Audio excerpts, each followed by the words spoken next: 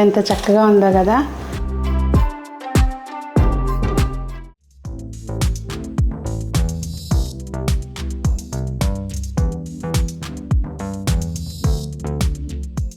పెద్దలందరికీ నమస్తే, పిల్లలందరికీ హాయ్. ఎలా ఉన్నారు? అందరూ బాగున్నారా? మేము చాలా బాగున్నామండి. మీరు కూడా చాలా చాలా బాగున్నారని ఆశిస్తున్నాను. ఇప్పుడైతే మనకి ప్రెజెంట్ పచ్చళ్ళ సీజన్ అనమాట. అంటే ఇంకా ఎండాకాలం రాలేదు కానీ మార్కెట్లోకి కొత్తగా పండు మిరపకాయలు బాగా వస్తున్నాయండి. టెంప్టింగ్, అంటే పండు మిరపకాయలు చూస్తేనే అట్లా ఏదో ఒక పచ్చడి చేయాలన్నంత టెంప్టింగ్గా ఉంటున్నాయి. నేనైతే పండు మిరపకాయలు తీసుకొచ్చాను. మనకి మిద్దె తోటలో కొన్ని టమాటాలు వచ్చినాయి. టమాటో పండు మిరపకాయ పచ్చడి చేసుకుందాం ఈరోజు. చాలా ఈజీ, పిల్లలు ఫస్ట్ టైం వంటలు చేసే వాళ్ళు కూడా చేసేసుకోవచ్చు అనమాట. అంత ఈజీ ప్రాసెస్. ఇంకా లేట్ చేయకుండా ఈరోజు మనం పండు మిరపకాయ టమాటో పచ్చడి చేసుకుందాము రండి. ఇదిగోండి, దానికోసం ఏం చేయాలంటే ఇక్కడ నేనైతే అప్పటికప్పుడు తినడానికి ఇది నిల్వ ఉంచుకోవచ్చు, కానీ మా ఇంట్లో నిల్వ ఉండదు. ఇప్పుడు ప్రజెంట్ ఎమర్జెన్సీగా, అంటే అప్పటికప్పుడు వాడుకోవడానికి వీలుగా, కానీ ఇదే పద్ధతిలో మనం నిల్వ కూడా ఉంచుకోవచ్చండి. కేజీ టమాటాలకి 1/2 కేజీ మిరపకాయలు పడతాయి దాదాపుగా. చింతపండు కూడా వేస్తామండి కనుక 1/2 కేజీ మిరపకాయలు పడతాయి. అయితే మిరపకాయలు అండి అప్పటికప్పుడు మనము పచ్చి మిరపకాయలు, అంటే పండుమిరపకాయలు అప్పటికప్పుడు ఈ టమాటాలు ఉడకబెట్టి వేసిన తర్వాత వేస్తే అది కొంచెం ఎట్లా అంటే మనకి అంత టేస్ట్ బాగుండదు. నేనైతే ఏం చేస్తానంటే టమాటోలు ఇక్కడ 1/2 కేజీ తీసుకున్నానండి. కొలత ప్రకారం 1/2 కేజీ టమాటోలు మన మిద్దె తోటలో వచ్చినాయి. కొన్ని పెద్దవి, కొన్ని చిన్నవి అలా ఉన్నాయి. ఎర్రగా పండిని తీసుకోవాలి. 1/2 కేజీ టమాటోకి 1/2 కిలో పండుమిర్చి, అలాగే ఒక 50 నుంచి 75 గ్రాములు చింతపండు తీసుకోవాలి. అది మనం తినే పులుపుని బట్టి అడ్జస్ట్ చేసుకోవచ్చు. ఇది పండుమిర్చి కేజీకి 1/2 కేజీ పండుమిర్చి. ఇక్కడ నేను 1/2 కేజీ టమాటాలు తీసుకున్నాను కనుక 1/2 కేజీ పండుమిర్చి, అలాగే కేజీకి 1/2 కేజీ మనకి ఉప్పు పడుతుంది. ఇది 1/2 కేజీలో సగం, ఒక చిన్న గ్లాసు ఉప్పు, అలాగే ఈ పండుమిర్చి, కొంచెం పసుపు వేసి కచ్చపచ్చగా మనం గ్రైండ్ చేసుకొని పెట్టుకోవాలంటే మిక్సీలో కొంచెం బ్లెండ్ చేసి పెట్టేసుకోవాలి.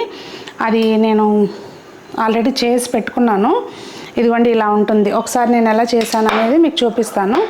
ఏం లేదండి, సింపుల్గా మనం శుభ్రంగా కడిగేసి తొడలు తీక ముందే కడగాలి అంటే కడుకోవాలి, లేదంటే తడిగుడ్డ పెట్టి శుభ్రంగా తుడి చేసుకుని ఆరబెట్టుకుని తొడాలు తీసుకున్న తర్వాత దానిలోకి ఉప్పు పసుపు వేసి ఇట్లా కచ్చాపచ్చగా దంచి పెట్టుకోవాలి.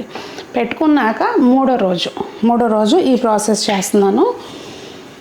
ఇమీడియట్గా కావాలన్నా చేసుకోవచ్చండి.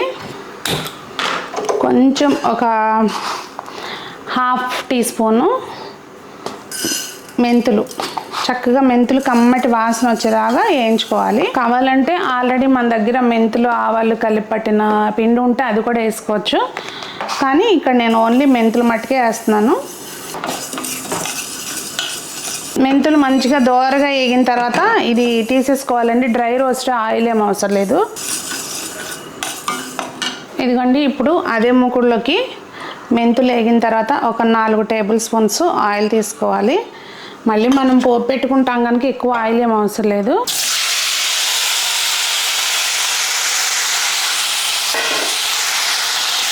ఇప్పుడు ఈ టమాటాలు మొత్తం మంచిగా మగ్గబెట్టుకోవాలి. ఈ లోపల మనకి ఇక్కడ ఒక 2 వెల్లుల్లిపాయలు పడతాయి. అవన్నీ ఒలిసి పెట్టుకోవడం, ఈ పని చేసుకుంటే మనకి తొందరగా పని అయిపోతుంది. మూత ఏం పెట్టవసరం లేదండి, మంచిగా మగ్గిపోతాయి. ఈ టమాటా ముక్కలు మగ్గేటప్పుడే మనం దీనిలోకి వేయి చూసి పెట్టుకున్న చింతపండు ఒక 50 గ్రాములు మనం వేసేసుకోవాలండి. దీంతో పాటు మనకి చింతపండు మెత్తగా మగ్గిపోతుంది. మనం వేసిన ఆయిల్ చక్కగా బయటకు వచ్చేలాగా మగ్గించుకుంటే మనకు అది ప్రాపర్గా అసలు ఏమి తేమ లేకుండా మగ్గిపోయినట్టు అర్థం. చూసారండి, చక్కగా మనకి మంచిగా ఉడికిపోయింది కదా, అసలు ఆ నీరు లేకోకుండా అంత గుజ్జు గుజ్జు అయిపోయింది. ఇక్కడ టమాటో కూడా మంచిగా మగ్గిపోయింది, అలాగే చింతపండు కూడా బాగా మగ్గిపోయింది. ఇంక ఇప్పుడు మనం గ్యాస్ ఆఫ్ చేసుకుంటే చల్లారనివ్వాలండి. గ్యాస్ ఆఫ్ చేసుకుని చల్లారనివ్వాలి. ఇదిగోండి, టమాటో ఆరిపోయింది మనకి. దానిలోకి ఇప్పుడు ఉప్పు దీంతో 1/2 కప్ తీసుకోండి. మనకి రుచిని బట్టి మళ్ళీ యాడ్ చేసుకోవచ్చు. కల్లుప్పు తీసుకుంటున్నాను నేను ఇక్కడ. ఆల్రెడీ పండుమిర్చి చేసినప్పుడు కూడా దానిలోకి మంచిగా పండుమిర్చితో పాటు వేస్తాం కనుక ఇప్పుడు కూడా కల్లుప్పు వేసేసుకున్నాను మిగిలింది. అలాగే వెల్లుల్లిపాయలు ఒక 2 పాయలు ఒలిసేసి వేసుకున్నాము. ఇదేంటంటే మెంతిపిండి ముందే నేను చక్కగా మిక్సీలో పట్టానండి. కాకపోతే కొంచెమే కదా, కొంచెం అంత మంచిగా అవ్వలేదని దీంతో బాగా మెదిపేశాను. ఆ మెంతులు మంచిగా పౌడర్ అవ్వాలి. ముందైతే వెల్లుల్లిపాయలను ఉప్పు పట్టేసుకున్నాము. ఈ ప్రాసెస్ అంతా కూడా ఎక్కడ మనం తడి చేతులు పెట్టుకోకూడదు. ఒకవేళ నిల్వ ఉంచుకోవాలంటే పచ్చడి మనం ఇట్లా ఒక 2-3 డేస్కి పెట్టేటప్పుడు గాజు వాటిలోనే స్టోర్ చేసుకోవాలండి. ఇప్పుడు ఈ పండుమిర్చి ఒక 2 రోజుల ముందని చెప్పాను కదా, 1/2 కేజీ పండుమిర్చి ఉప్పు పసుపు వేసి దంచి పెట్టుకున్నది అనమాట. ఇది ఇందులోకి వేసేసి మంచిగా గ్రైండ్ చేసేసుకోవాలి. కానీ పచ్చళ్ళు గ్రైండర్లో వేసుకుంటే బాగుంటాయండి. కొంచెమే కదా అని నేను మిక్సీ వాడుతున్నా కానీ ఇదిగోండి చూసారా, కొంచెం ఇట్లా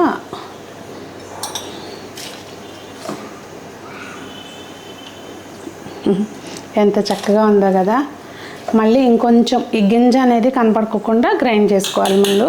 దీనిలోకి మనం చక్కగా ముందే చేసి పెట్టుకున్నాం కదా మెంతిపిండి, అది వేసేసుకొని మగ్గబెట్టుకున్న టమాటాలు కూడా వేసేసుకోవాలండి. టమాటో చింతపండు మగ్గబెట్టుకున్నాం కదా, అది కూడా వేసేసుకొని మంచిగా గ్రైండ్ చేసుకోవాలి. చూసారా చక్కగా ఉంది కదా కలర్ఫుల్గా. ఇంకా ఇప్పుడు ఒకసారి ఉప్పు చూసుకొని ఇంకా పోపు పెట్టుకోవడమేనండి. దీనికి తిరుగుమాత పెట్టుకోవడమే. నేనైతే ఇప్పుడు సగం తీసి దీనిలోకి కొంచెం ఇప్పుడు తినడానికి సరిపడా పెడుతున్నాను. ఎప్పుడప్పుడు తిరుగుమాత పెట్టుకుంటే బాగుంటుందండి. ఆవాలు చిటుపట్టమన్నాక కొంచెం వెల్లుల్లిపాయ వేసుకుని మంచిగా యాగనివ్వాలి.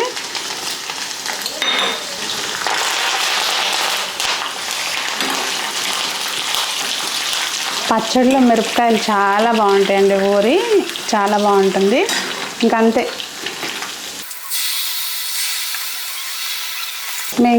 నేనైతే కొంచెం పచ్చడిలో ఎల్లుల్లిపాయలు ఎక్కువ వేస్తానండి. ఇంకా అది మీరు టేస్ట్కి అకార్డింగ్ వేసుకోండి. ఇందులో అన్ని మిరపకాయలు వెల్లుల్లిపాయలే కనిపిస్తున్నట్టుంది కదా, మాకు అట్లాగే ఇష్టం.